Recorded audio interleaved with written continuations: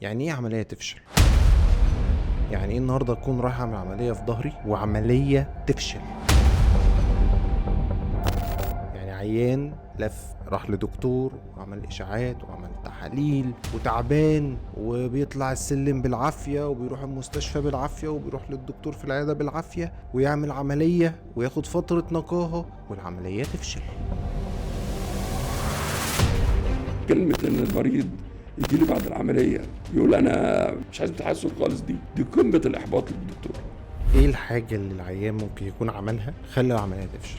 المريض رجع لك تاني وقال إن الأعراض ما راحتش بعد قد إيه؟ يعني هي أول ما خرج من العملية حس إن هو زي ما هو، ولا الأعراض كانت راحت وبعد شوية أسابيع رجعت تاني، ولا بعد سنين رجعت تاني؟ حضرتك مش بتشوف ان مثلا ممكن يكون العيان ده مثلا هو المستهتر ضيع مثلا او ما مشاش على الاجراءات المفروض بعد العمليه، فده ممكن الدرس اللي خده نتيجة استهتاره ده خاكل على الاقل. هيفيدنا أنا بقى.